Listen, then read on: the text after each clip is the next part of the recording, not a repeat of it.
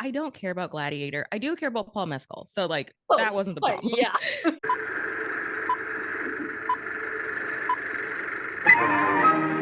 Now seating for Empty Theater Club. Hi, everyone. Welcome back to Empty Theater Club, a podcast for people this week who know a little bit too much about pop culture. My name is Val. And I'm Kam, and today we're being joined by the lovely Bobbi. You might know her as the Afternoon Special or Culture Kitsch. We're both big fans of Bobbi, so we're very excited that she's on and gracing us with her beautiful background. So hi, Bobbi. How are you? Hello. I'm good. I'm good. How are y'all? Good. Do you want to do a little for people who don't know you or aren't sure what your vibe is, what you're about? Yeah. Introduce the world to you. Yeah, so I'm Bobbi. I'm your friend who knows just a little bit too much about pop culture. Like I said, you know me as the Afternoon Special on TikTok. I'm on YouTube as Culture Kitsch. I just love all things pop culture. I'm an analysis girly. I like thinking about things a little bit too much. But yeah, I love long walks on the beach and no, just kidding, but no, yeah, I'm like big film, TV, pop culture person. As you can tell from my background, love it, and yeah, I'm just really happy to be here. For the people who are not watching us, are only listening, just for context of her background, there is Bring It On, the Scooby-Doo movie, Britney Spears, Bottoms. I see an Esquire, which love it, and I think the Lisa Frankenstein poster. Yeah, Lisa Those are Frankenstein. the quick things that I'm seeing. Oh, and also Troop Beverly Hills mentioned one of the best films. So she really has. She's looking at the lay of the land. She has it all. Many interests, many great taste. I'm a woman of many multitudes. Yes.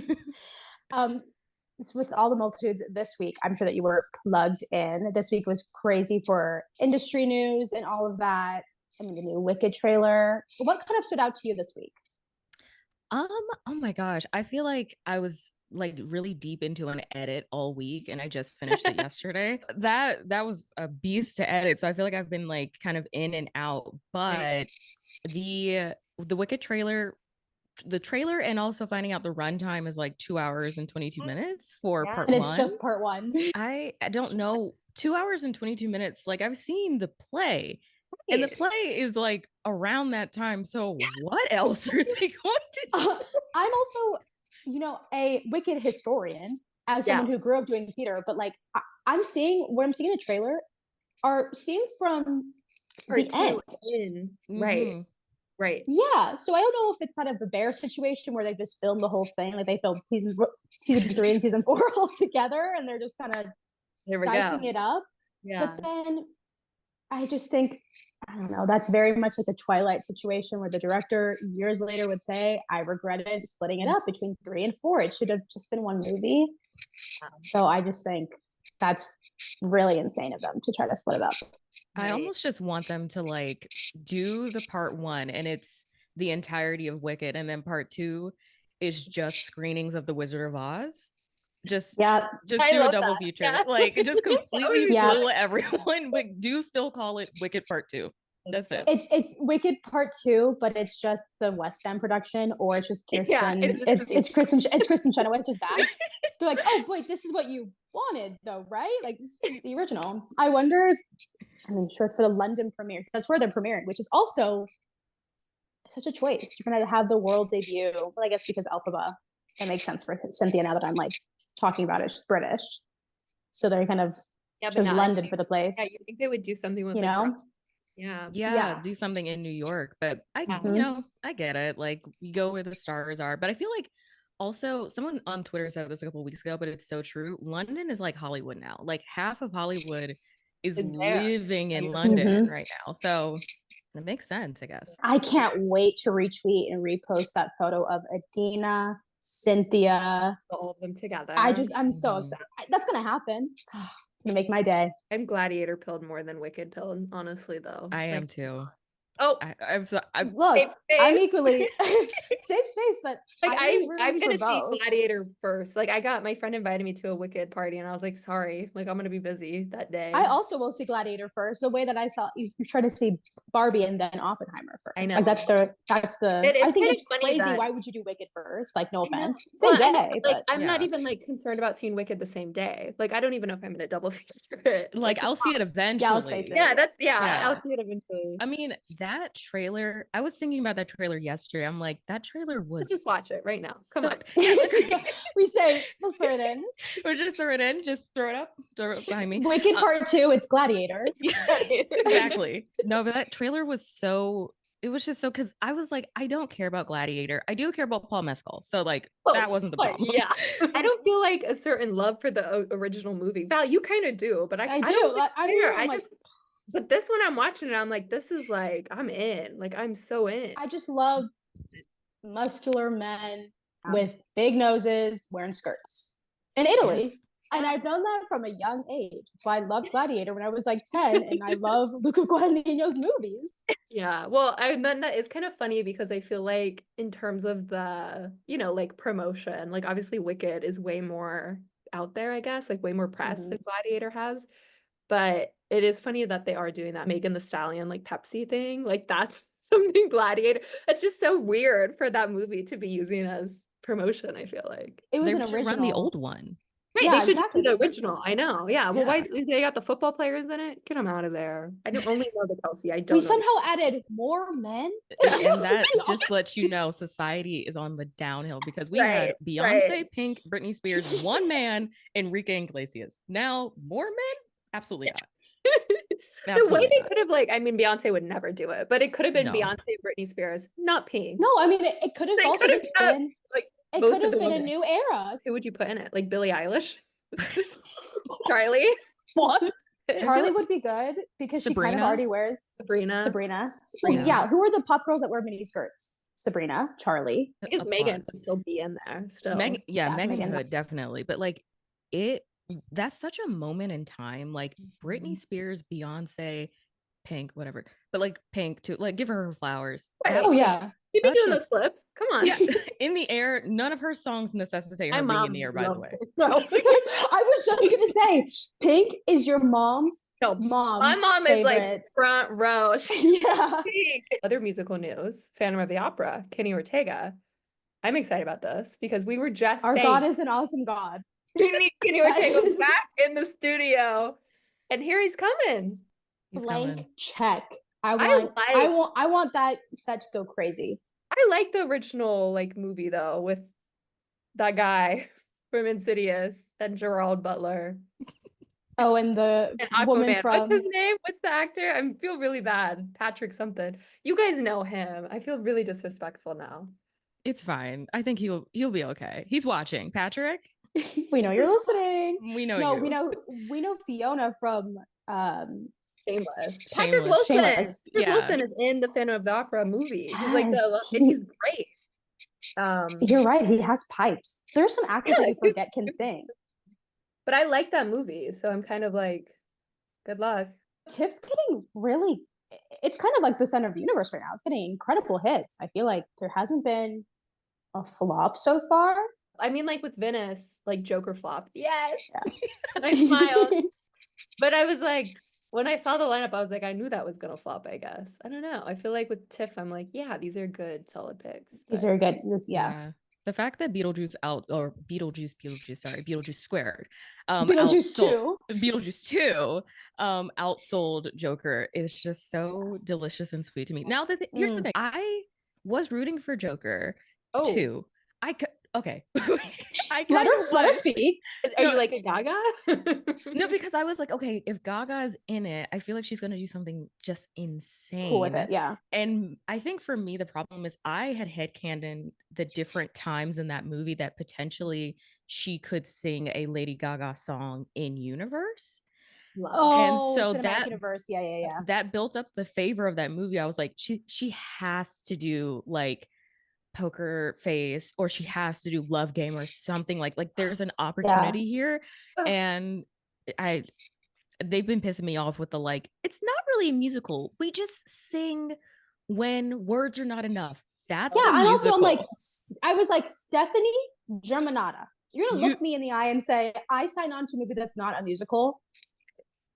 No, you didn't. You did not. You have a voice of an angel. And I kind of feel the same way where I'm kind of like, fuck my life. I listened to Lady Gaga far too early in life, and now I have to watch The Joker. I'm telling you, I pictured it in my mind. I was like, I started doing research on it too, because I was like, okay, it would be perfect in the movie, in the scene where she's like walking up the steps and it's like, I guess, to the trial or whatever. I'm like, they could do the minor key version from the like, I forgot which VMAs it was, of Paparazzi. The like, I'm your biggest, where she's yeah, bleeding. when she's like bloody. Yeah. Yes. With the white and the red. Oh yeah. I was like, they have to do that. I'm saying, but I know they're not going to do it, and I'm still going to see that movie and be pissed, but it's fine. I know. I'm just always like team Batman. Like, they'll never make me like you. Yeah, literally. The Joker? The Joker, yeah. I just never, literally. The Crown Prince of Crime. It's such a funny thing to say. Don't care. I don't like him. Yeah, he's an evil. Yeah, but you know, I'm just kind of like, I still can't.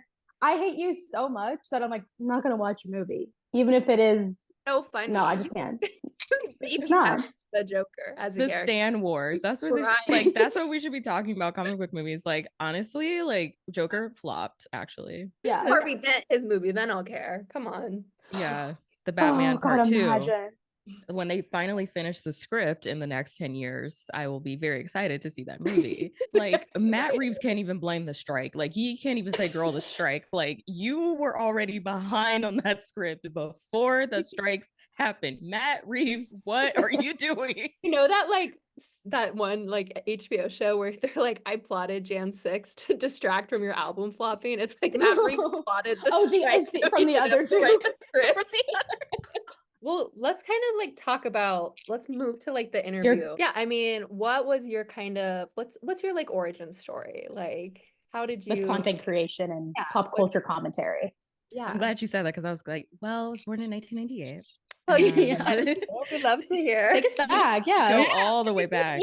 No, but with content creation, I started, literally that journey started in this very room. I graduated college in 2020. So, you know, great time. Many such cases. Yeah, many such cases. Great time for that.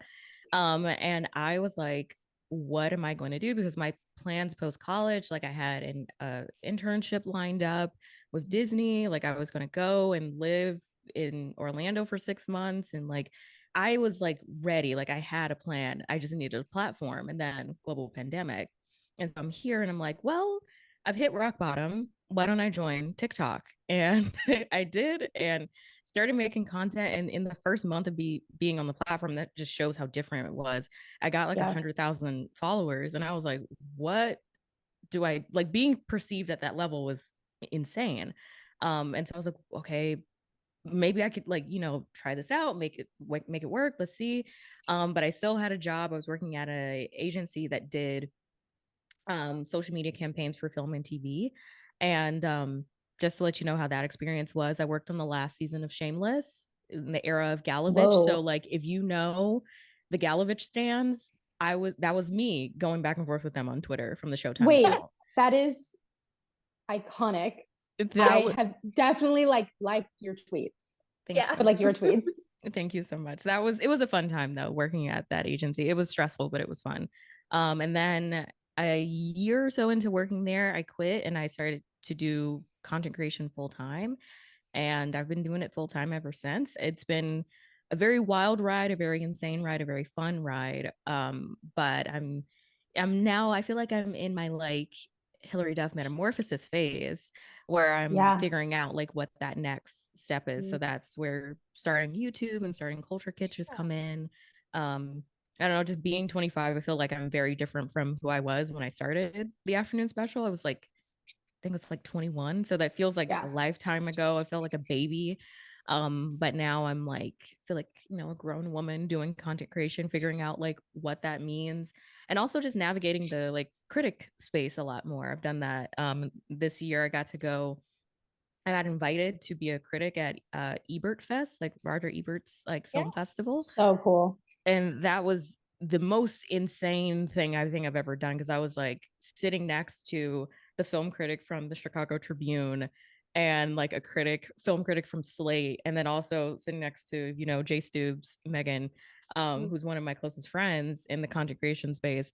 And I was like, oh, how did this happen? Like, how am I here? What's going on? But it's just it's been insane, to say the least. That's awesome though. It's the craziest job I think I'll ever have. But I love it. Yeah. And are you doing that full time now? Pretty much. Yeah. I'm very, very blessed to say that I've been able to do this basically full time for like, I'm not good at math, 4 years, I think. Wow. So that's awesome. Yeah. What a dream. Really Wait, what was your first video on TikTok to go viral?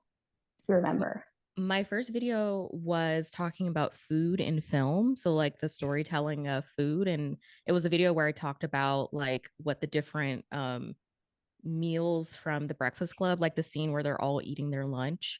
I dissected like, okay, Molly Ringwald's eating this like sushi with like chopsticks, like she's very posh, she's very put together.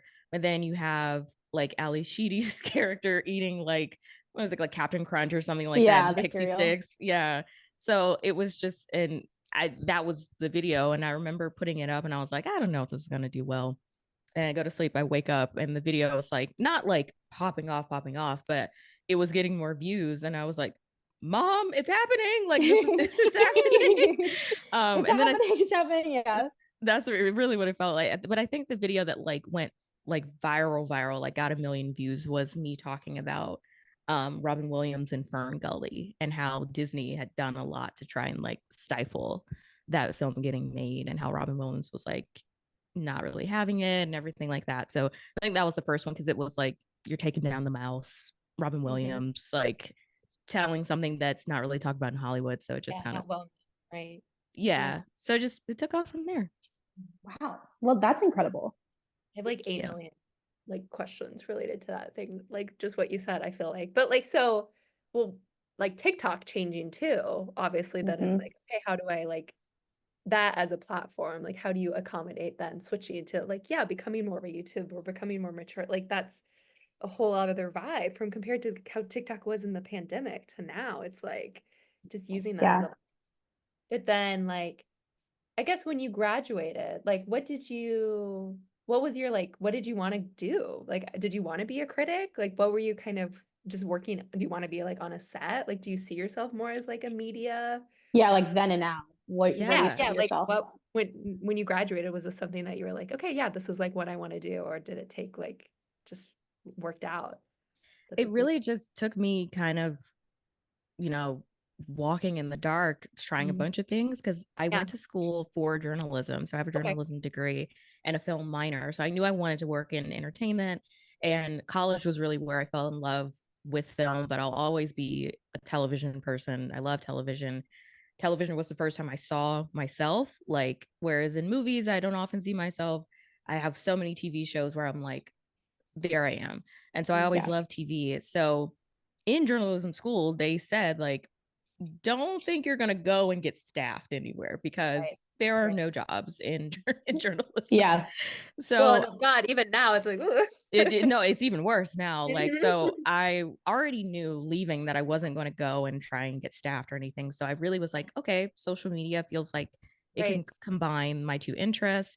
While I was in college, I went to the University of Georgia, and within the University of Georgia, the Peabody Awards are housed. And so I got to intern there for 2 years, which was amazing. That's so cool. I worked the awards 1 year. It was the year that like The Good Place won, and Barry, and like all these different shows. That was the first time I met Manny Jacinto for the first time. It was so nice and so hot. But I was like, okay, social media, like I could make this work. Like I gotten enough reps underneath my belt doing it. Like I did Peabody that same summer. I went and interned at NBC, and I worked on the last season of The Good Place, which was really fun. Oh, that's like so full circle though. Yeah, it really is. From Peabody to NBC. That's so cool. Yeah. So it ended up being like, okay, I know I could do this. And when I graduated, I was like, okay, I have this internship working at Disney World doing PR and social media and things like that. I'll do that for 6 months. I'll move to New York, work at 30 Rock, doing social media or something like that. Cause I love late night. I always have wanted to work in late night. I still do.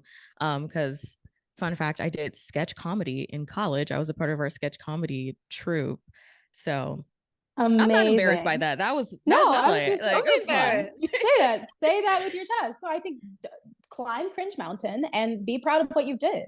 Also, I feel like that is a helpful skill, like to be able to do this world, like navigating this. And exactly. Yeah, charismatic, I feel like, and be able to talk to people. So yeah. Exactly. Like if you embarrass yourself in a little black box theater to a room of 70 people, the world keeps spinning. Oh, shame. Come on. It sure does. And I think that's where my ego died. So doing TikTok, it was like a walk in the park. Yeah, I was like, who cares? That's incredible. That's so true.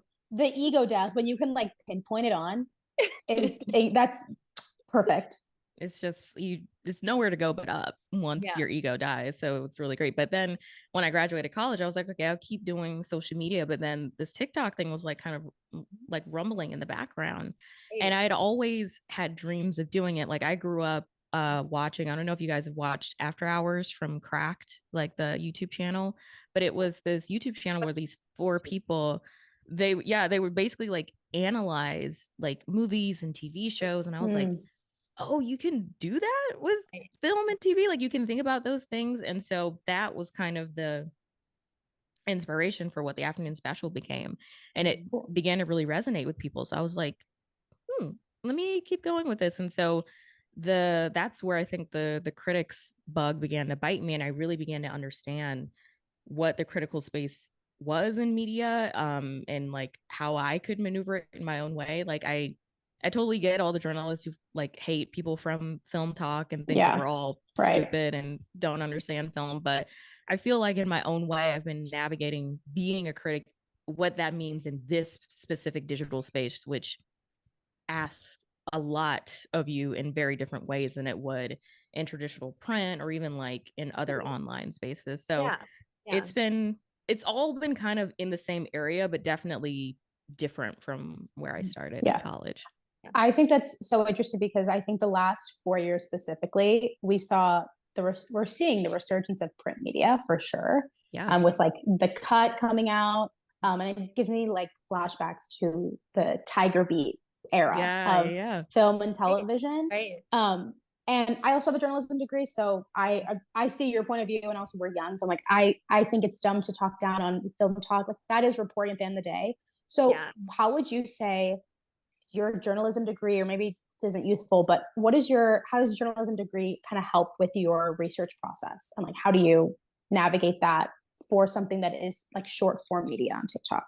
Yeah, I think when I first graduated, I was like, oh, I went to school, got this freaking journalism degree. What am I going to do with it? But it is the greatest investment I think I'd ever made in my life. Like it is so helpful in my everyday life in knowing where to find information, how to confirm information.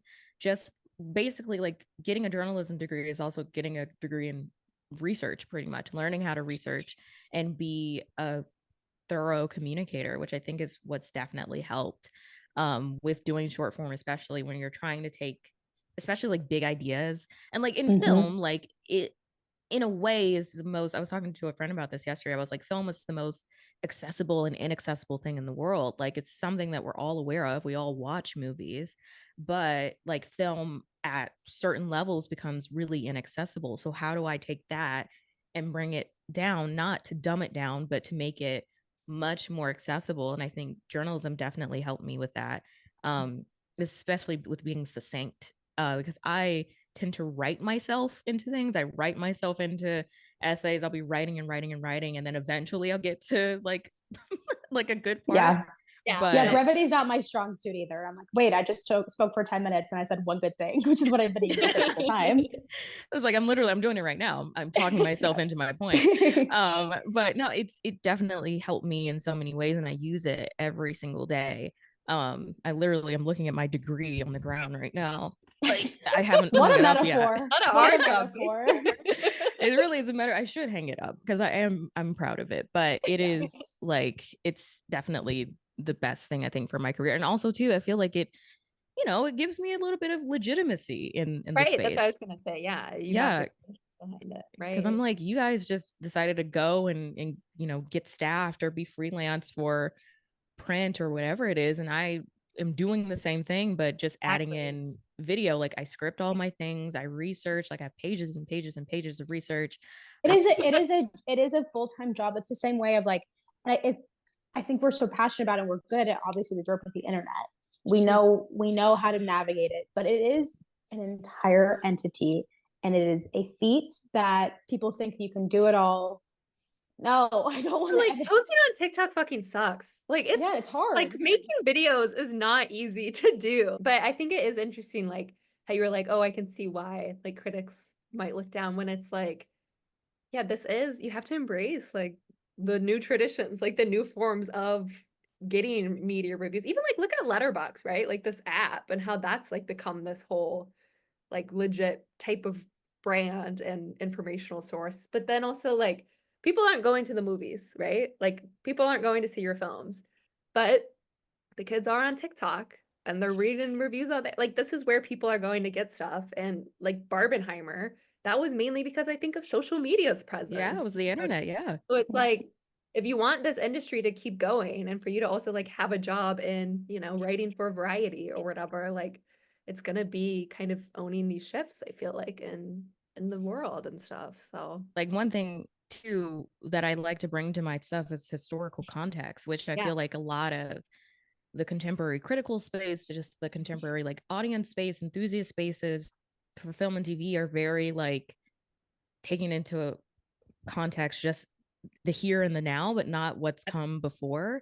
And in the critical space, like people bashed Roger and Ebert for being on TV. They were Right. like, well, like real critics are in print, they're on newspapers. But then when they became, like at the movies became the thing that it was, and it revolutionized how people were understanding film, then you get the advent of the internet, and then people come in on YouTube and are talking about film and TV, and you have people who are the old guard on TV being like, what is this internet thing? It's like clockwork every single time. Well, and it also makes reviews, like you kind of said, like accessible to anybody. I just feel like critics and writers can be kind of pretentious about how they review stuff in ways that make it not accessible to the reader. And it's like, why are we acting like this? Like, let's just make this. It doesn't have to be. We all love this stuff, so why are we kind of making it gatekeeped, I guess? And I feel like social media and TikTok and YouTube can make it more accessible for people to enjoy and find people who love the same stuff as them and want to talk about it. Like that's fun, I've always said that, like so many people, especially when I joined film Twitter formally, Right. I was like, so many people use film as a tool for social capital versus something that they legitimately really love. And you can tell in how they talk about it. Like it's just so like, I don't think that like movies as an idea, as a concept, are just like in the garbage, we're done, this is the worst era of filmmaking. Like that's just not possible. So the just breath of negativity that I sometimes see from, sometimes especially male critics can be a bit, I'm like, do you want people to go and no, I see know movies? Why hater culture, and like this coming as someone, I'm a Capricorn, okay? I love criticizing, I love critiquing, and I love saying when things are bad. But for the love of God, we already have so much bad things in the world, genuinely. And I think what you're saying of the social capital, let's use it for social good. Movies are a form of escapism. That's literally why they were created. Like when the first motion pictures were kind of created so that we could have a space to go and to be embracing all the worlds that we could dream of. But like for people who claim they love the movies and film and also just pop culture, movies. You'll hate everything. I know. Well, I think Val, like you said on a previous episode, like no matter what, it's like somebody coming together to make something, and that's like beautiful. Like it's beautiful. For all those people who are being brave and putting it out there. Yeah. Like, also, on the note of, I really do want to get into your new YouTube, because Nielsen TV literally just came out and they said that the most watched TV company is YouTube. Yeah, period. Come on. Yeah, like that's wake It's it been up. around for a hot minute now. Like, let's go. It's surviving. Yeah, so people only like it because people like it now and embrace it because it's making money. But it's like, so you agree? So you agree? Yeah, what's it been like, I guess, transitioning from like into more longer format and, you know, video essay type reaction? Yeah, and finding community I there. feel like it would be more fun, I guess. I don't know. Oh, That's my opinion. I'm having a blast on Yeah. YouTube. Like, it's just so much fun. I think I had a, or not had, I do still have a podcast technically, but that's where I got my reps in with long form, like just kind of talking on a subject for a very long time. So I wasn't worried about me not having enough to say. But I think my problem has always been with content creation is finding that balance of being informative, but also being fun. Like, that's why I call what I do like edutainment. Like, I try to blend the two. You gotta And copy from that girl. yeah, no, seriously, like, because I didn't know, I thought like, it was a word before, and people are like, I've never heard that before. Got two words. It's like trademark pending edutainment. Yeah. But when I go on TikTok, like, my personality is like very, very different from how I am on Twitter. Very two different people. Like, on TikTok, I'm very much so like, I'm buttoned up. I'm just here to give you the facts. I'm here to give you a fun little story, or like consider thought in a different way on a film or a TV or whatever it is. But then on Twitter, I still try to do that, like where it's necessary, but I'm also like having a lot more fun. My space. Yeah. Like, if I want to be horny on Maine, I'll be horny on Maine. Hell like, yeah, come on. That's my right as a woman. Retweets. So on YouTube, I was like, well, this is my opportunity to combine those two things together. And I can be informative, and I can, share all these things that I know, all the research and all that, but then also like feel comfortable to be Bobbi, and like feel like people will like that. Because I made a video on TikTok probably a couple of months ago at this point, where I was just like saying like, hey, here's where I've been, here's what I've been doing, but here's why I've been gone. And I was just transparent and saying like, I didn't really feel like if I wasn't sharing, a pop culture fact, no one would care whether I was here or not. And I really appreciate what people were saying on that video. They were just like, we like you. Like, you could be reading the phone book and we would still like it. And so I was like, okay, like, love that. I think you guys might be onto something. So like, I'm going to lean in. I'm going to try this. And I think I've been able to do that with YouTube. And I think that's what's made it so much fun, is just being able to be unabashedly creative in a brand new way. It's like kickstarted my brain in a lot of ways. Not to say that, I'm not still on TikTok or I don't care about it anymore, but it's a different beast. And I think YouTube is just, giving me, I feel like I should have been on YouTube all along. Before, I think I'm more tailor-made for that. I'm not quite the posting on TikTok every single day, because it's hard to be in depth and super analytical and everything on TikTok every single day. You burn out so fast doing that. Yeah, how do you navigate what you're going to post on TikTok versus what you post on YouTube now? I'm still figuring out that balance. I'm not going to lie to you. I have not posted on TikTok in a minute. But I'm definitely planning on going back and like, sharing clips from YouTube and things like that. Yeah. But I'm saving my TikTok for like more almost like how my tweets are, just like off the dome. Here's what I'm thinking. Or here's something that I saw. Here's my thoughts on it. Like a little bit more off the cuff. But with YouTube, I'm really having a fun time maneuvering like, okay, how do I want to talk about this thing? And even not just like doing video essays, but I've been having a fun time just watching things for the first time. Oh, like, trust me, I've seen, baby. Talk about it. Yeah, wait, give us some examples. Oh, so what show am I always telling you to watch? That's okay. For the audience, right over at the edge of your seat, we'll get there. Yeah, if you've invited me on this show, everyone already knows Interview with Vampires coming up at some point. Some point. Bobbi loves vampires, absolutely. But even outside of that, I've like had a good time watching Bottoms again and trying the format of like reacting in real time. Like, it was kind of a stretch, from a performance aspect, because I don't like to think of myself as a performer, but you're reacting, you have to kind of be like, you have to like, I can't just be like, oh, that was funny. Like, I kind of have to like, boost it up a little bit. So doing that was really fun. Getting to talk about the whole idea of like, prestige show with the CW audience was really fun. And I think a lot of people like had a fun time with that video, and doing the research for it was a lot of fun too. Because a lot of people on Twitter were like, I just don't feel like you're asking this in good faith. And it's like, babe, I literally am. Like, this is going to be a video. I literally am.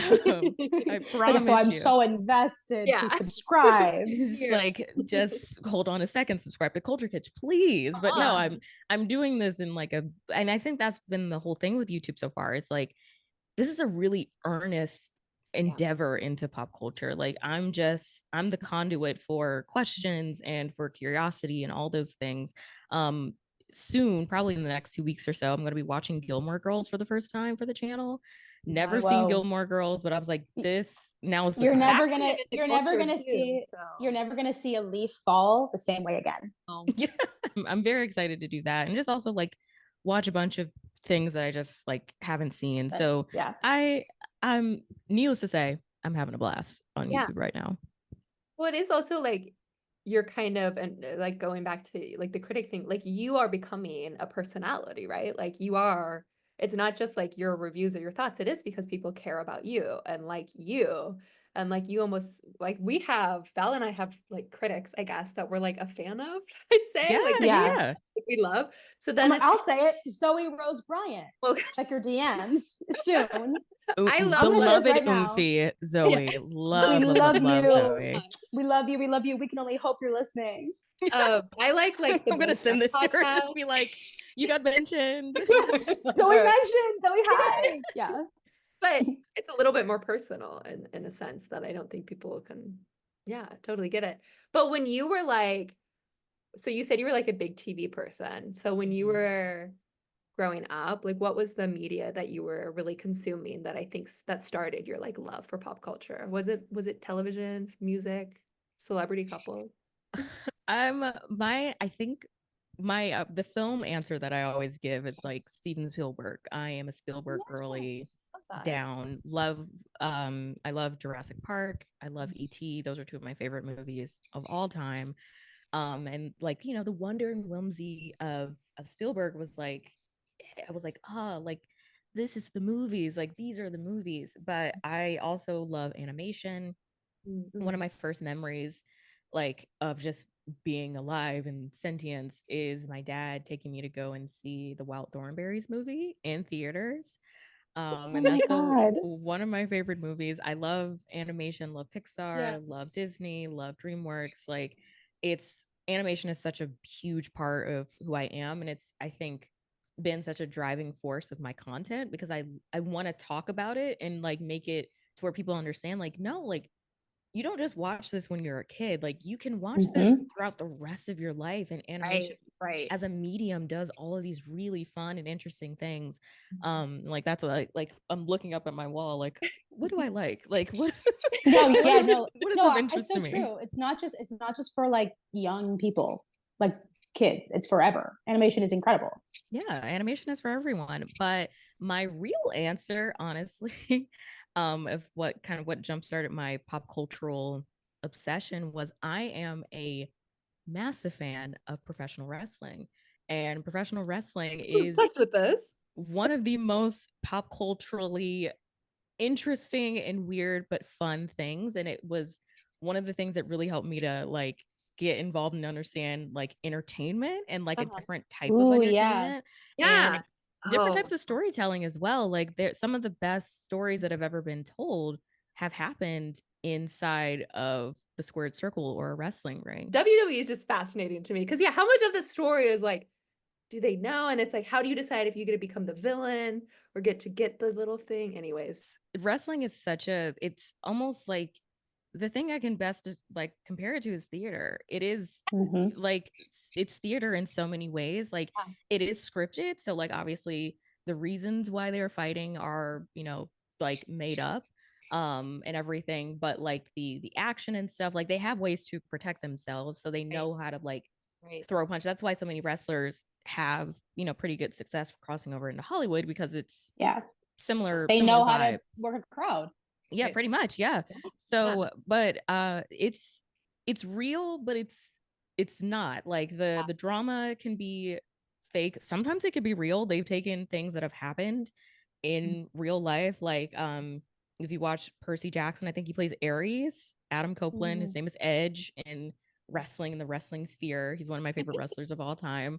But he had a situation where he and another wrestler by the name of Lita, aka Amy Dumas, they engaged in a little bit of infidelity, and that was, let's just say, exploited and brought onto TV in a real storyline. So like it happens to where real life can impact what happens in the ring. But like I said, like it is one of the most fascinating forms of storytelling to me, because especially when it's just what happens in the ring, because people don't that's all that think, matters. yeah, that's all that matters. Like the reasons why they're fighting cannot matter, but it is the most interesting thing in the world to see two people tell a story solely without words, but just through actions. And you begin to learn that language of wrestling, and you can translate it into a story. I want to talk about it, but not in a way where I'm like, wrestling is real and you will believe it. Like I totally understand. About it now, like so, like I'm convinced. Like I'm like you're saying in the way of like, because what makes wrestling beautiful and like fun and entertaining is what it actually is. It's a made up story, or maybe they do exploit some stories.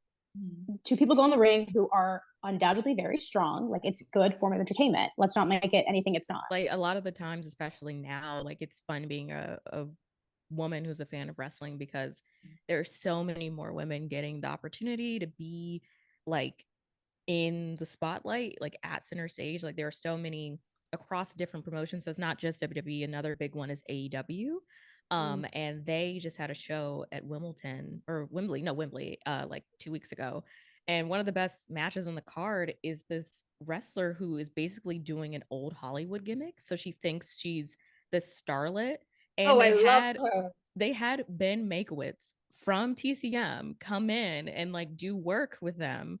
And it's so good. And they're able to do it because it's, TCM, I think their trademark is on TBS and TNT. So like a lot of that happens in Atlanta.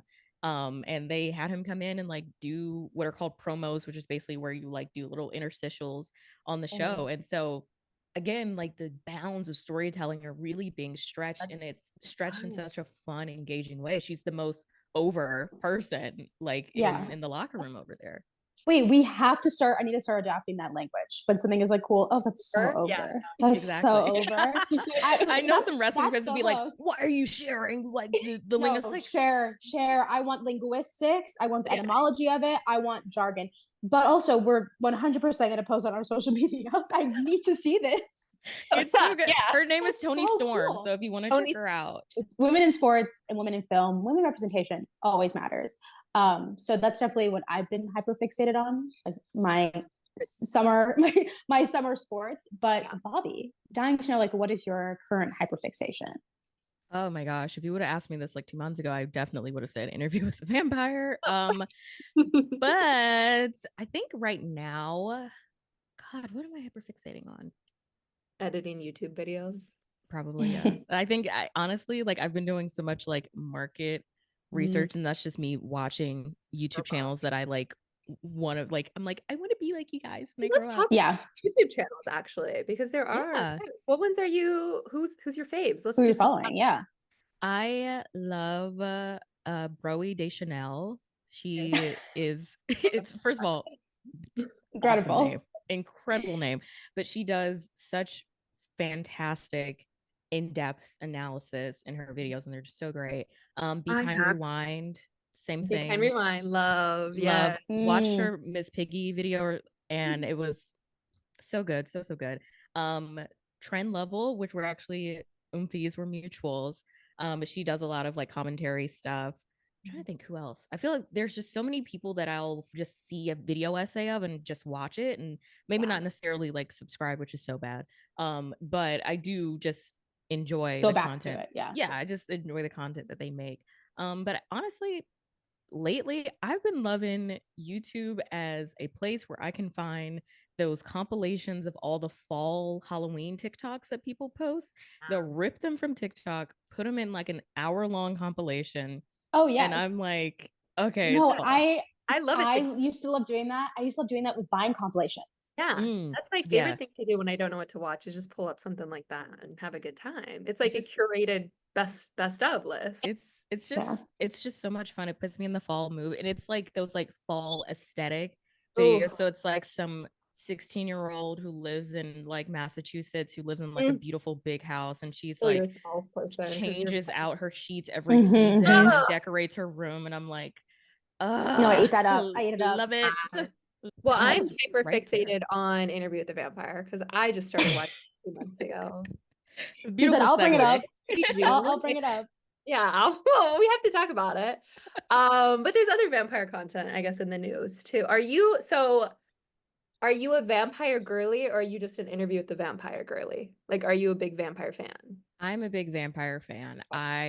I was in the dregs with Twilight. Like, I was there. I had the book in 2008. Like, that's how serious before they made the movie, before the movie was even announced. Wow. I was reading that thick ass book by Stephanie Meyer. I was watching Mormon media, like Mormon culture, Twilight. Bella in her long khaki skirt. I was there. Like, I was tapped in. Quick aside, the fact I tweeted it, but I was like, the yapper of the century is about to get the mic when they adapt.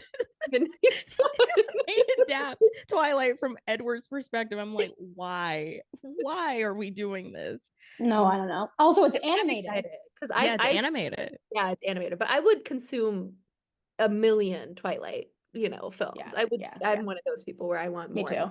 Hunger Games. So I mean, it's a little chilly outside. That's what I'm like right now. Like, what's your favorite? Let's have this discussion. What's your favorite Twilight film? Not book, film. Oh, and my favorite and the best one is New Moon. Thank God. Yeah, 100% New Moon. It's New Moon. It's New Moon. Yeah, I mean, it's okay. It's the best. Like the first Twilight, it's great. Like, I'm gonna give it its like flowers. But New Moon, no, they got bigger budget. Good. They had a bigger budget, and they just went crazy. They turned the party. For so many years, at least all throughout middle school into college, or not into college, into high school, I had a Jacob poster that sat in the corner facing my bed. So every day where I woke up in that bed, locked eyes with Jacob. And then now as an adult, I'm like, actually, I think I'm Team Edward. No, I'm pretty sure I'm Team Edward, but I love that thing about New Moon. I think it's because I love a good love triangle, and New Moon is like the most of that, and it's got a great soundtrack. It's like warm feeling. Yeah, the soundtrack was incredible. Love Twilight. I was watching True Blood in like 2009 in parts on YouTube because I shouldn't have been watching that show. My parents had HBO, but I was not watching True Blood. My family was they were big True Blood fans. Like Suki, like before I knew who Suki Waterhouse was, I was like, wait, from True Blood? Like other people are named Suki Stackhouse, you mean? Yeah, like from New Orleans. Like, that's the character I despise the most. Like, I hate Sookie Stackhouse with the heat of 1,000 suns. I do not like her. She was so annoying. But here's the thing: Anna Paquin, 8 down. Yeah, exactly. Like, that's my girl. Like, Anna has nothing to do with this. Because she was that good of a character. How people feel about Tori Vega on Victorious is how I feel about I hate her so much. It's literally I see her. It's on the side. It's literally on site for her. Hate her so much, but love True Blood.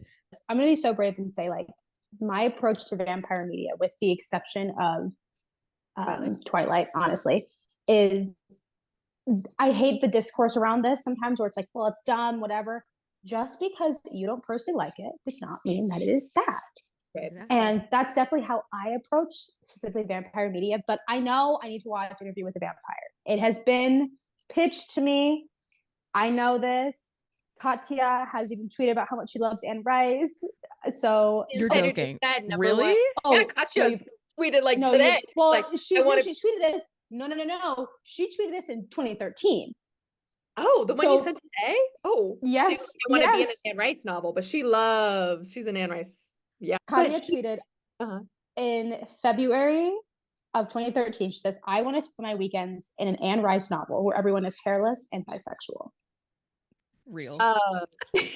Real. Real. Well, now that it's on Netflix, they could watch it and react. Exactly. On Netflix. Like, yeah. If they do an I like to watch episode of Interview with the you will hear it's a scream. Right. No, I'm telling you, it's going to happen. This is picking up traction. We have interacted with it.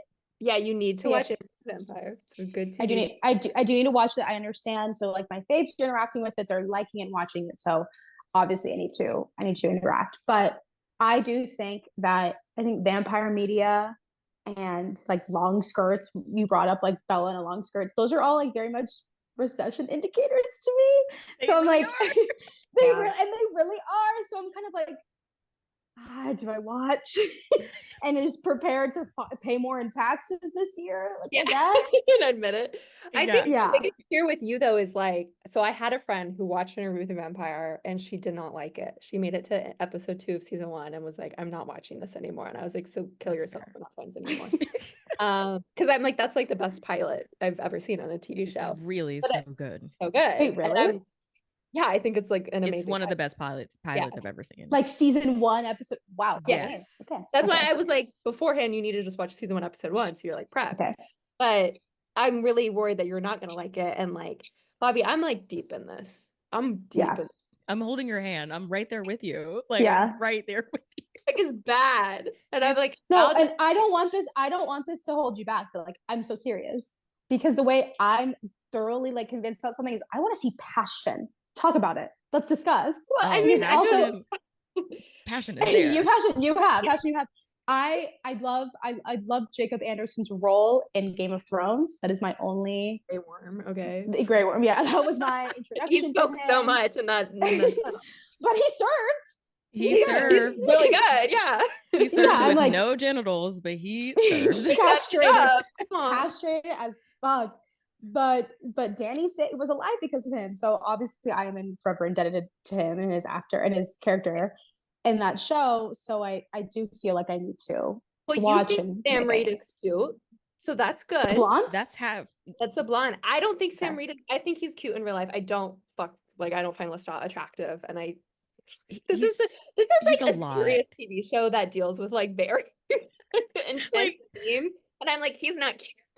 No, like that's so real because I was talking to a friend. I was like, Sam Reid, I went to the Comic-Con panel. I waited in an hour and a half line to go in behind the scenes. Come on. Literally. But I was there and I saw when they put Sam Reid up on that screen, I was like, oh my God, he's gorgeous. He's just his hair's like at the perfect length now that I think it's really good. He kind of has a fuck us Bob in season 1. I think that's part of it. He doesn't, and I think it's also the contacts. Like they have to wear these contacts, Val, and Jacob Anderson's put this too, and it's terrible. It makes them look a little. It's better. I mean, they're so gonna have to go to an ophthalmologist in a couple of years, like with putting all those amount of like fake contacts in their eyes. You know, yeah, that's crazy. Beautiful brown eyes too. But I think like, and I wrote this down, but like. I like the show is have you seen the 1994 movie, Val? Like yes. That's why I'm like I'm shaking my head like, I've seen it. Yeah, like, you're right. Well, I've talked to I mentioned this Cam like off camera before and like off podcast, but like first of all, when I hate something, like I'm educated on why I hate it. Like I'm aware of the lore. And that's the best way to be a hater. Oh my gosh. Exactly. Like I'm gonna have receipts. Like I don't just like openly hate something. I'm gonna give you reasons why. But and it's kind of how I approach things from like when I do like something, I don't want to get ruined. So I'm afraid I do like the movie. Oh, you like the movie? Wow, the one person. No, okay, but here's the thing. The movie's fine. I had that same exact thought. I was like, when they announced the show, I was like, I'm not gonna watch this. Like, it's not gonna be better than the movie. Like, it is what it is. I'm just kind of like confused, like what it gives instead. Oh, they're gay. So. Explicitly gay. Yeah. Like it gives so much more than the movie ever was going to be able to. Now, here's the thing: Tom Cruise as Lestat, bewitching really performance. But Sam Reid as Lestat, the spirit of Lestat from that book possessed that Australian man. This is like a thing. People know it's a thing. Like they brought it up to Sam Reid himself. Sam Reid is Australian. He's Australian. Yeah. Yeah, and he does It's not just French two accent. Brits. No, it's not just two Brits. He does a French accent, which the French fans apparently hate. Like they're like, well, French people hate French people. Henry So has like a weird voice. Like he's got a very deep voice too. So it's just like there's a lot going on with that. But then here we have Jacob Anderson doing the perfect New Orleans accent to ever grace our screens. So good, to the point where everybody else's accents kind of aren't as great as his. I mean, season 2, I love you. Well, even Bailey and Delaney, like they're poor girls. They gotta do seriously, like they share so much time with Jacob Anderson as Louis that the accents were never gonna match. They were never gonna. And as someone from the South, my ears are finely tuned to a Southern accent, and I need for the Brits, minus Jacob Anderson, to stay far away from the American Southern accent, because they just give very general and they don't really take into account it's not Creole. Yeah, no, it's not Creole. It's not Cajun. And like you sound like a British person doing a Southern accent. Like Bailey at least is American, so she can get like away with it a little bit. Well, don't they have they're going to Netflix now? They need to have bigger budget. Like give them some dialogue. No, they're still like they just have the show. Oh, okay. Yeah, AMC has done the thing. Like basically, they're trying to do the same strategy that they did with Breaking Bad. And a lot of their other shows, like they were on AMC. Obviously, no one was watching it on AMC. They take it to streaming. Netflix blows it up. By the time the next season rolls around, now it's a household big name.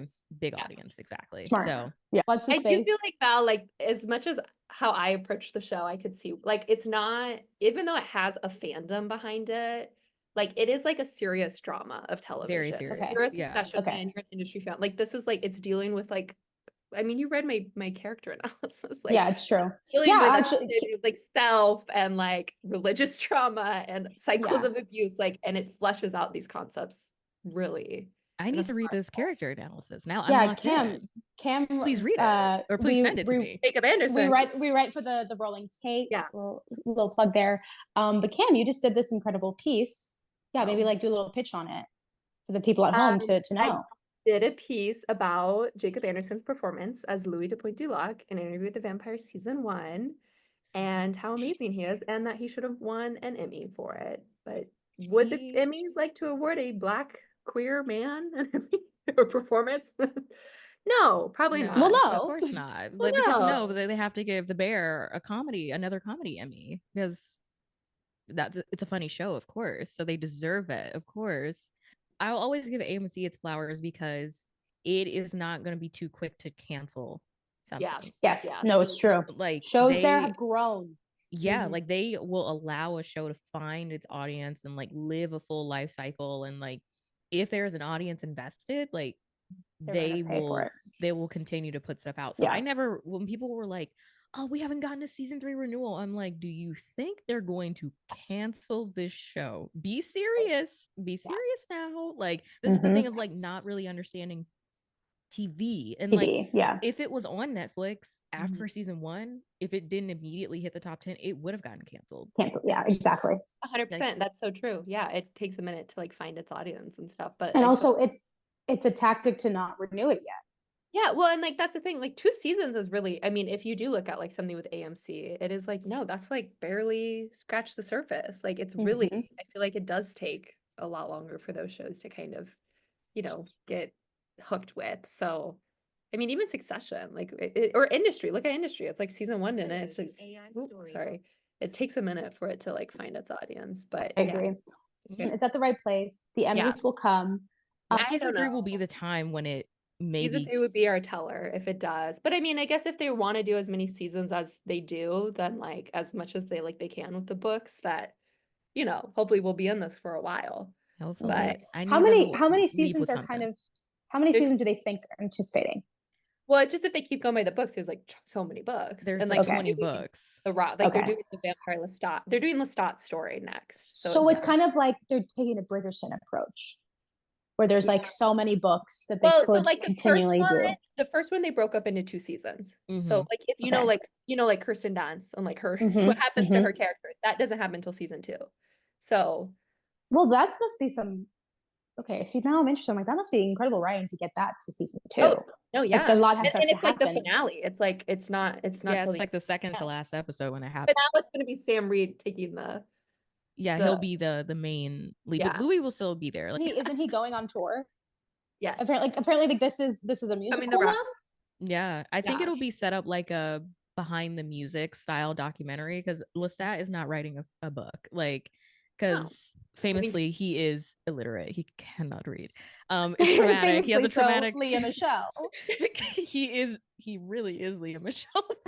Oh yeah. Like I think it's gonna be set up like a tour documentary, because the little snippet that they gave us, I think they just did it for Comic-Con, like the little season 3. I think you're right. Preview, I think because it doesn't look like it would be in the show. On the note of the Emmys, I want to ask Bobbi, what was your first like award show that you remember watching?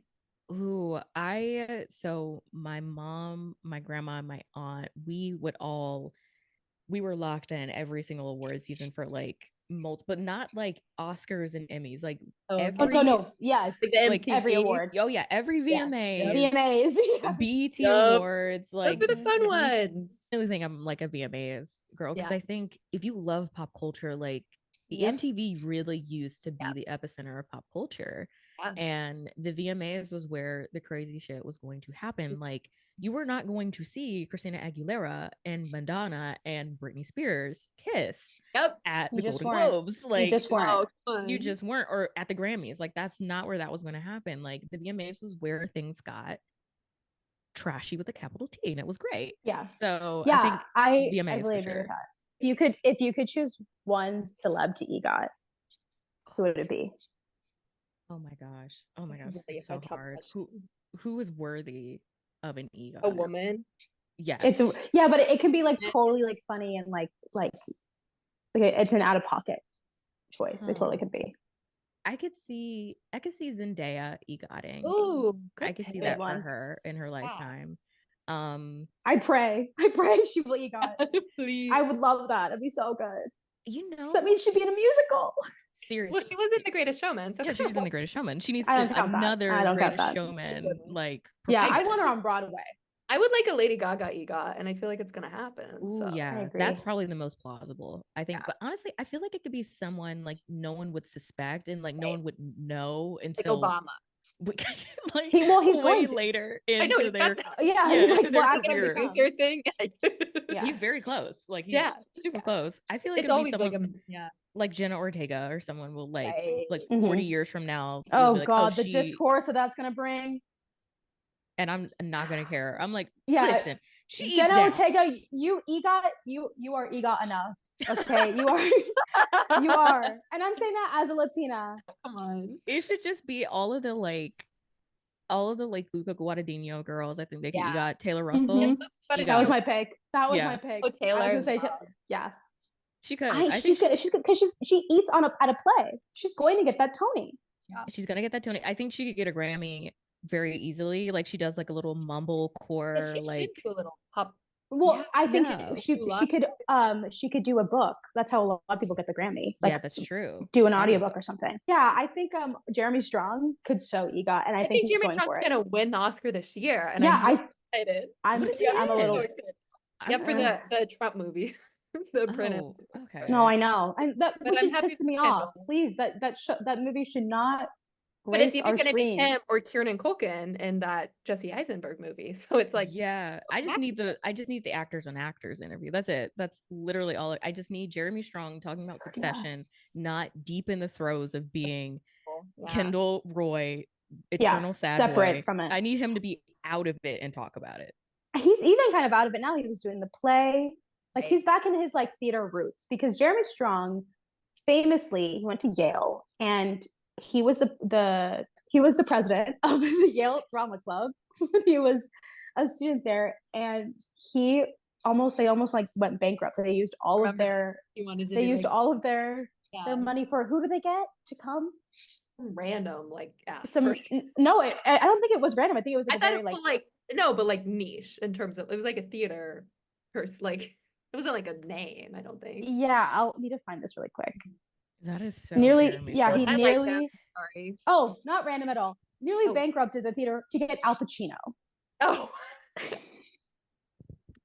out of all people,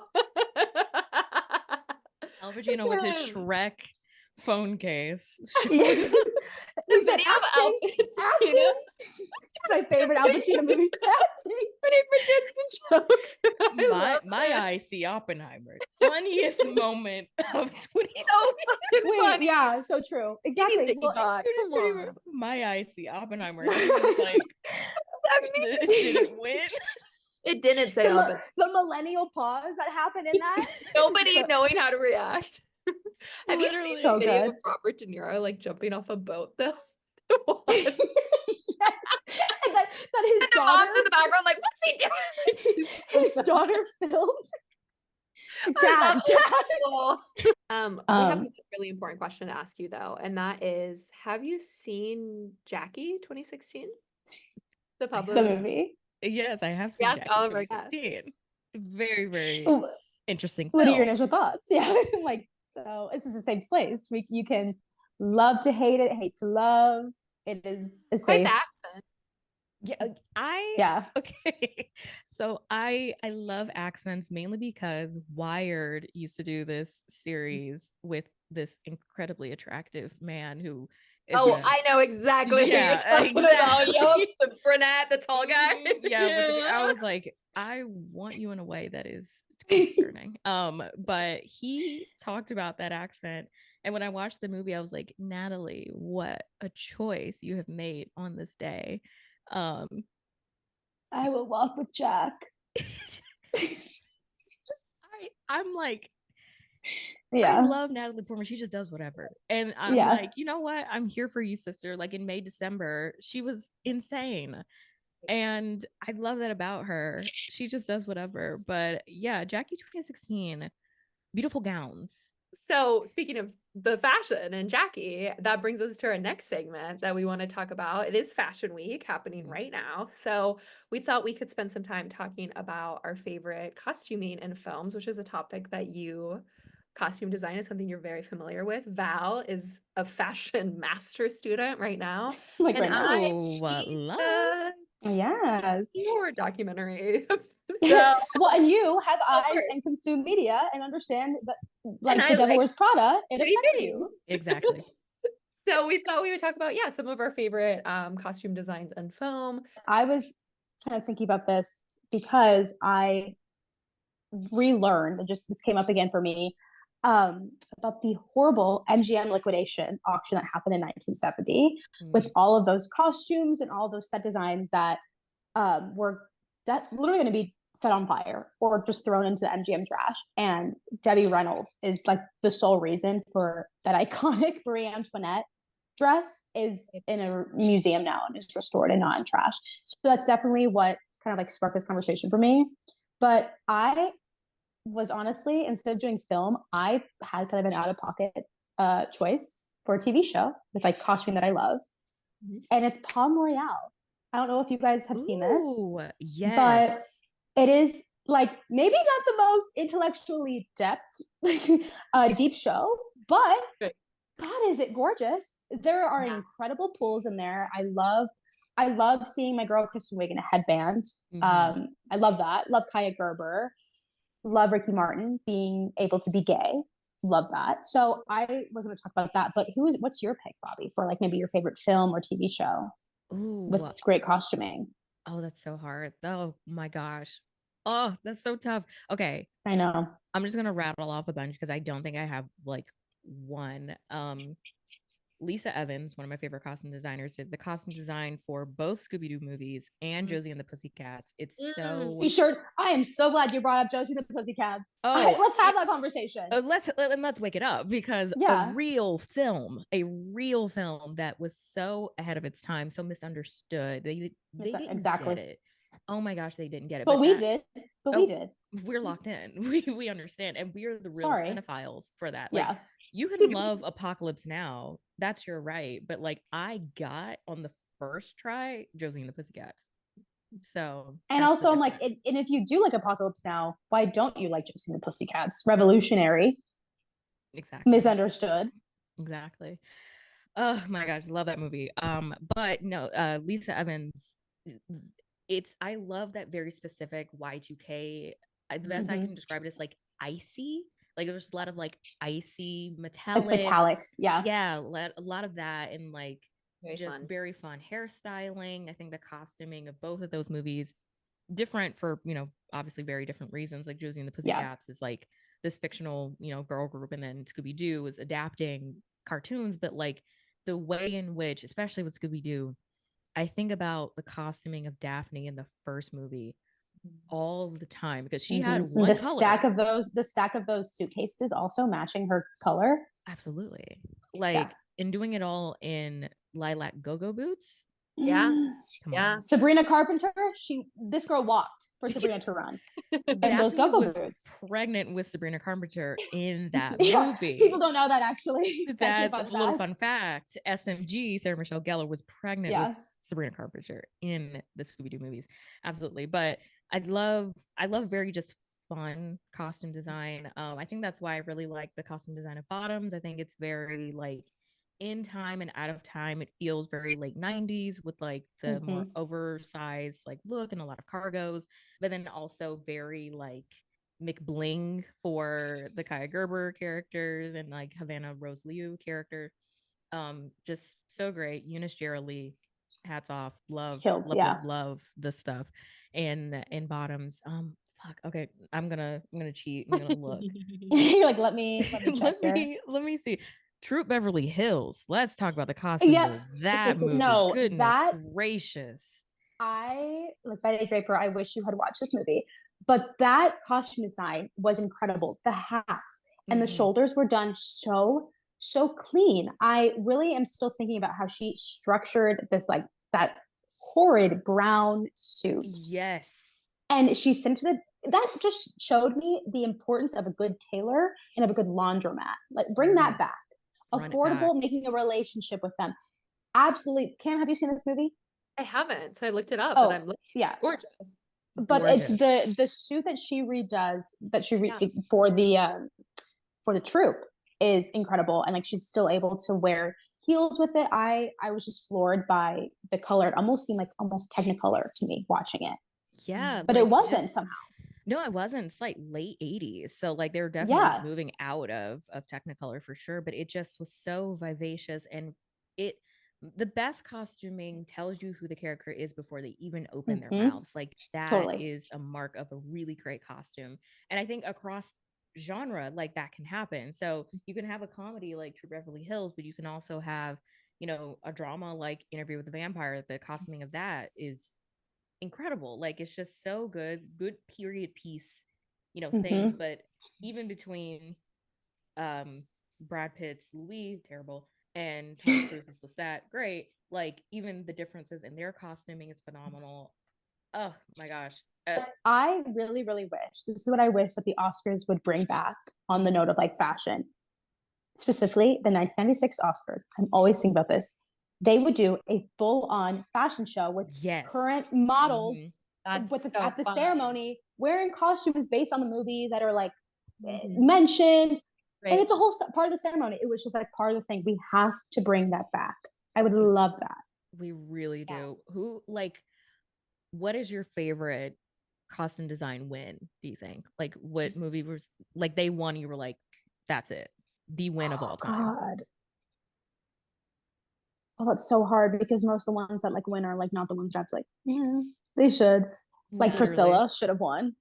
Oh my, this is the greatest day of my life. No, it's like I've never felt so safe because I was screaming the praises of the costuming, hair, and makeup of Priscilla because it was so beautiful. That movie can't function without it, and it was so good. Like the way that Kaylee Spanik just transformed, and she stays the same. Like she looked legitimately 13, and then by the end of it, looked legitimately, you know, she played whatever it was. Yeah, all those age. She played an entire generation.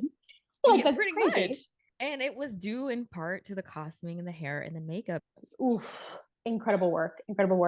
I love that not only just the costume designer, because sometimes what happens in film and television, the set designers and costume designers are not on the same wavelength, that they lack details. And this one thing Sofia Coppola is going to do is have the details, because the way that her bedroom walls were also a reflection of what she was wearing and vice versa. It was a clear string, which was, you know, there was details that you could see a girl who collects this will wear this. And everything always made sense no matter where you were looking, down to the shoes, down to the car that she's wearing when she's driving when she leaves Graceland. It was all very connected, and it just made total sense for like, oh, of course she would grow up and have a middle part eventually and have the hair was down. I was obsessed with that. I loved it, and I wanted to just wear powder blue all day. After that, that's all. Afterwards, I was like, I'm gonna go lay down in my bedroom, kick my feet as I read a magazine, and wear powder blue and wear eyeliner. Powder blue, a heavy bang, heavy eyeliner, heavy bang. Yeah, kicking of the feet. I felt that way about Do Revenge too, that Netflix movie. Yes, the costume design of that. So Alana Moorehead, legend, icon, star, so good. And I made a video about it, and she then DM'd me, and she was just like, "Hey, thank you for talking about this." I was like, "Yes, queen." Holy shit, went off. Like, you did an amazing job. Oh my god, I would have had that framed DM. I would have printed that out. Oh my god, what? It's like, anytime a costume designer, because I want to talk about it often because it's one of the most underrated, I think, storytelling elements of anything. Yeah. But anytime I've talked about it, it's been cool to interact with people who are like, yeah, that was my work. Thank you for talking about it. Yeah. Because I made a video about The Nanny, which has, I think, of course, minus Maisel, the best costuming of any course, character on television for sure. And the costume designer for The Nanny, she followed me and she reached out and she reposted my video, and I was like, you know that you like changed lives with the work you did on The Nanny, correct? Like, you know that. I hope you know that. Talking about it, like, she's still like, I'm thinking about being Fran Fine for Halloween, and I know that like 92,000 other people are, because but none of you will wear this, but none of you will wear the same costume, which I think is so like, that's the good sign of the character. Because, you know, what you could say is that when, you know, you're famous when you could be a Halloween costume, which I think that's very true. But the fact that there are hundreds of different The Nannies you could do, and you're still The Nanny, and you're still very obviously so.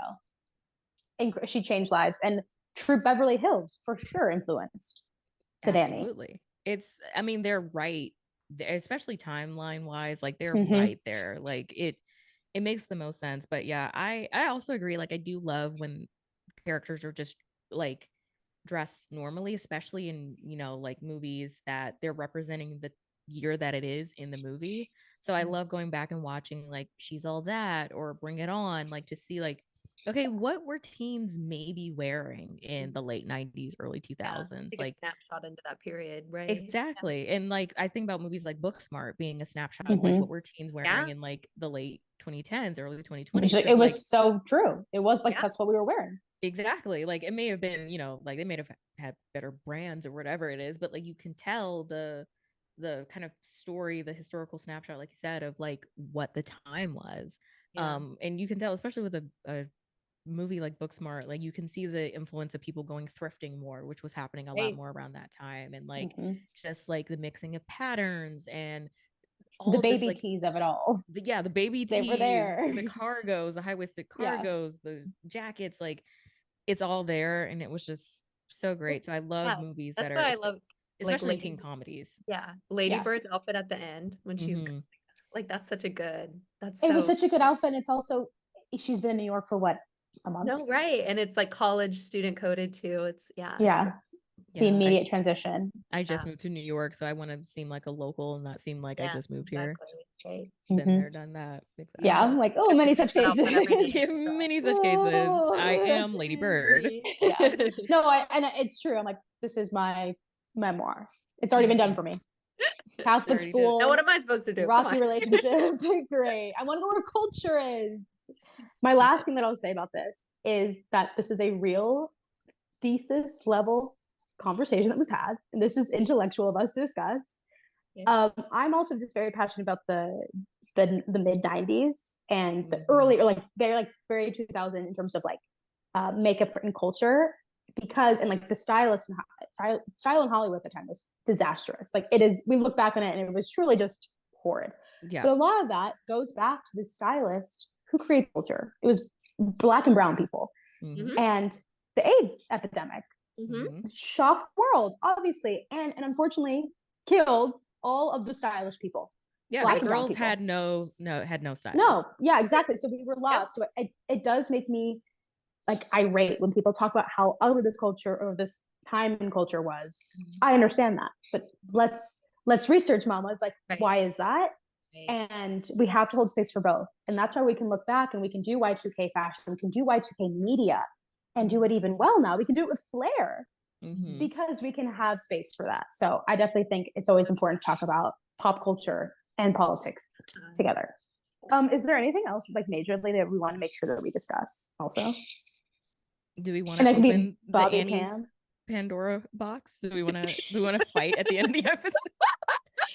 It's gonna be 2v1. Talk about wrestling. We're wrestling for Annie. Debate is like nostalgia. Like I don't have a point besides this girl, Kam she brought a lemon to a knife fight when it comes to Annie. I'll say that.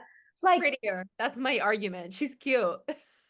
That's it. That's what she wants to say about Annie. Okay, but I don't appreciate you being like, I'm a musical girl. I grew up on musicals too. Fuck you. I saw it at Civic Center too. Like, sorry, I didn't perform because I had anxiety. I know musicals too. Okay. But also, okay, for the viewers, people who haven't seen, Bobbi, you tweeted. Yes, you want to go ahead and say some background on this topic? So the other night I was just trying to find something to watch. I was perusing on Prime, which I never do. It was like never do it, but I found that they were streaming Annie 1982, the superior version. And so I decided to hop my cute little self on to twitter.com. I'm never calling it X. And yeah, we don't do that here either. And bravely and controversially say that the 1982 version is better than the, was it 1999 version of Annie? And I've seen that version. I think it's great. I love Kathy Bates. I get it. But who is touching Tim Curry, Bernadette Peters, and Carol Burnett? No one's doing it. That was Challengers. That was Challengers before Challengers. Easy. Easy Street. Whatever that photo of Lady Gaga and Bruno Mars came out with their new song, serving Easy Street. Their costumes. That was serving Rooster. No, I love Carol Burnett. I love Burnett Peters. I love Carol Burnett. I literally talk about Palm Royale. Like, I love her. These are legends. Not a hot take. But just the talent behind it. I also think, like, it just had the 1999 version. The 82 version had just come out. Give it some time. Let it simmer. Like, it didn't need it. Give it some space. It didn't need that because now look what happens. We talk about her being bad. Or being the lesser of the Annies. They could have waited 5 more years. I just think the Annie in 1999 I like better than the Annie in 1982, and like the Aileen Quinn. You don't like Aileen Quinn? I don't know her fucking name. I'm sorry. I know Alicia Moran. Come on. I don't know. I just like her better, and I would rather look at someone cute. That's literally what it is. It just like you're saying that little girl wasn't cute enough. No, the other she wasn't. She wasn't. She was. Oh, sorry. Annie was raggedy. That's what I'm hearing. The costume designer slayed so well that you thought she was raggedy. Yeah, I'm sorry that the orphan wasn't cute enough for you. Sorry that the child was dead. Poor people can be pretty. I don't give a fuck about homeless people. I don't give a fuck. It was directed by Rob Marshall. Like, that's like, it's a good film. I don't know why. I agree. The 1982 one had to happen for the 1999 one to exist. Yes. But I like the 1999 one better. I don't know. I think you guys are right, but want some respect on the 90s too. Come on. I don't know. I will respect it. Like, I think it gave what it needed to give for 1999, which was famously a very stacked movie year, so it got a little buried. But and it was a TV movie, I think. Didn't even get a theatrical release. Yeah, I come in peace. I think if you like the 99 version, I think you're great still. I think you're wrong, but I think you're great. Yeah. And that's what matters. I'm happy that you're watching a version of the material. Is it the superior one? No. I don't know. I don't know. But hey, you still know the premise. You still know the plot, and that's what matters. But I just hope that all roads lead back to 1982 version of Annie for you. Is it during the Great Depression? Is that when it's set? Sure is. Wow. It's famously done by Christmas in the New Deal, actually. So if we really want to talk about timeline, who was that? Who was that president? FDR. FDR, thank you. They got Damn, him that and man was Napoleon. busy. He did World War II too, didn't he? Damn. He was like Well, wheelchair. World War II was yeah, because he died. Eisenhower. Wilson? Oh no. No. It was Eisenhower. Eisenhower was No, it was Truman. Oh my god, it was Truman. It was Yeah. the Missouri president we had. Because Eisenhower was like in the military. He was like leading. Yeah. Eisenhower was Kansas, that little twink. with the With picture. the photo. Yeah. Oh yeah. And you don't know what I'm talking about. That photo of him. He served. Come on. That's how Gen Z learned who Eisenhower. I know some kid in a high school somewhere was like some queer kid was just like, oh, the one who was like this. Who was the twink serving? But the answers could be Eisenhower, Lincoln. Now that he's Lincoln. gay. Yeah. Who was gay. Yeah. And Jeremy Strong will win an Oscar for that performance in a few years. They're gonna put Jeremy Strong on stilts. Please, he was in the Lincoln movie too. It'd be good. Please. Someone said Jacob Elordi, get ready. Jacob Elordi, you're gonna play two American icons in one lifetime. Elvis. I did listen in school. I was a history girl. Yeah, but we listened. Oh, girl, trust. I was listening. Unfortunately, I am also what I'd like to call a Disney adjacent adult, and I love the theme parks. And they have a show called The Hall of Presidents. Oh yeah, and you better believe I'm there. I'm literally going there in a week and a half. I will be there in the Hall of Presidents. Okay, take a photo. What I love about that is the Hall of Presidents. Like they still find a way to talk about Walt Disney as if he was also his head is frozen. He was like that was my president. They were like Walt Disney, because apparently his favorite president was Lincoln or something. There's like a portrait of him or like a bust of Walt Disney like in the Hall of Presidents. He was not no damn president. Why is he here? Get him out. Get him out. I want to be on the team so bad. But he's like, the way that you're like Disney adjacent, he's president adjacent. I mean, you know, to some people, like I went to D23 this year, the way way that people will like start crying at the thought of him, which like I get, like he, you know, like if you change the world, like if you feel it, chase it, whatever, like you understand that feeling. I get it. Yeah, he's like Tyler Owens in a way. Twisters. Yeah, he's like Tyler. We all thought when we were watching Twisters, Tyler Owens, Walt Disney, a tornado. A clear comparison. That's a straight shot comparison too. Like there's no ambiguity there. God. For sure. Like I get it, but like sometimes with the people, I'm like, y'all, you really don't need to cry for him. If you really love don't cry for me. You don't have to cry at the mention of Walt Disney. Like it's fine. It's okay. He was a guy.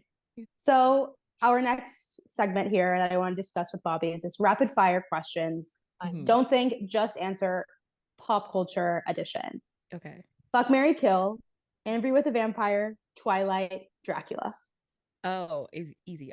Fuck, Interview with a Vampire.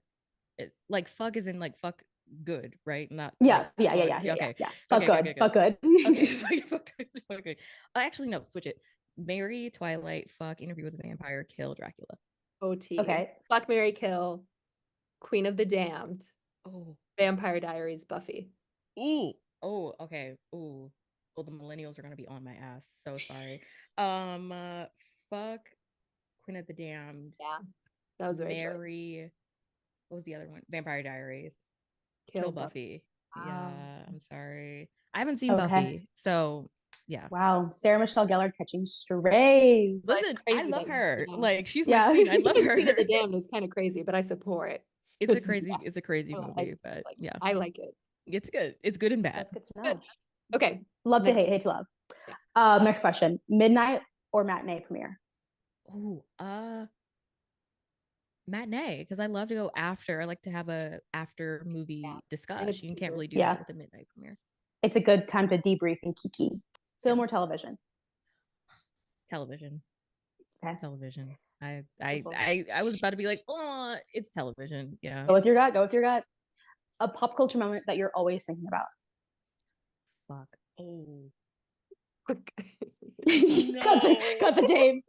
Cut the tapes. Oh my gosh. First one that comes to mind. Oh, cute. Okay. No. Why are all of the Think any pop culture thing right now. Just say anything that's big. Okay, and this obviously has to do with Interview with the Vampire because I was like, they should somehow tie this in for season 3. Madonna at the VMAs in 1980, whatever, gyrating on the stage to like a version, and everyone being like, oh my god. And then Touching the pearls. reprise in like 2003, 2004 with Britney Spears and Christina Aguilera. I think that's the moment. And movie that you want to be a part of. And this could have been like a past movie that had already existed, but like a movie you want to be in. Ooh, Bring It On. I would have Oh, loved to have been on the Clovers team for sure. Mm-hmm. So good. Yeah, that was tough. That was the toughest moment of my life. Sorry to make you break a sweat there.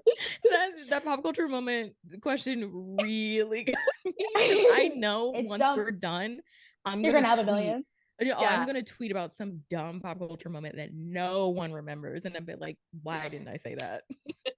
Wait, can I change? I'm gonna change. I'm gonna say, "My I See Oppenheimer." I think about that a lot. You know what? And I think Jane Fonda moment. Parasite is also very good. Very good. Any Oscars announcement where I think about it a lot. Yeah, I agree. I think the one that's coming to my mind right now, and I think it's apropos of nothing, is Tom Holland performing Umbrella, the lip sync. That's so good. Where Zendaya fell in love with that little theater boy. You can see the moment when she's like, I don't blame her. I would have too. God, I know, it's not the dream. That would have got me. Like, and she's still with him. Well, thank you so much for being here, Bobbi. This was so much fun. For the record, we've been recording for more than 3.5 hours, I think. So love that for us. Always a good sign. So fun. It was a good combo. Literally me in the middle being like, I love you guys. This is so fun. Could you give us a sneak peek of content maybe to come that on your YouTube and TikToks, or something that our listeners can look forward to? Yeah, this is good. It'll keep me accountable so that I'll there's paper trail, because then they'll be like, I listened to your episode on Empty Theater Club and you said you were good at that. Where is it? Cheer. Where is it? No, definitely doing my Gilmore Girls first time watch, doing a Sex and the City season 1 first time watch. Well, I'm set for you. I'm so excited. These are shows that I like have absorbed pop culturally, but just haven't seen.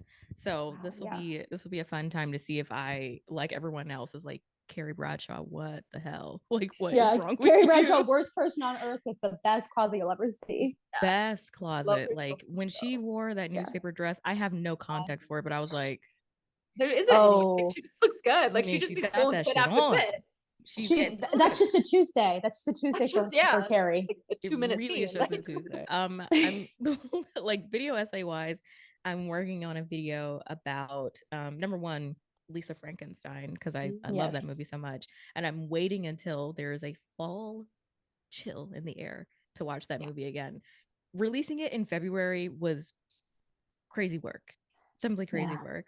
Just doesn't make any sense. But working on a video about Lisa Frankenstein, working on a video about I'm calling it the Church of Diet Coke, so just talking about the pop cultural identity of Diet Coke and like what it means, especially with our relationship with diet culture and food and all these things. I'm having a lot of fun researching about that. But where can the people find you, Bobbi? So you can find me at the Afternoon Special on TikTok. I'm there sparingly, but it's a fun time, I think. I got a good back catalog of 300 videos, so go nuts. You can find me there. You can find me on Twitter at Hi I'm Bobbi, HIMBOBBI. That's a fun time. Personally, it's my favorite place, unfortunately. And you can find me on YouTube at Culture Kitsch. Culture KITSCH. Ooh, that word almost beat my ass. Anyway. You're like, oh my God. In our bio too, but thank you guys so much for being back, for being here, Bobbi. Thank you. Thank you for coming. Thank you for listening. And like and share this episode. Bye. See you next week. See you next week.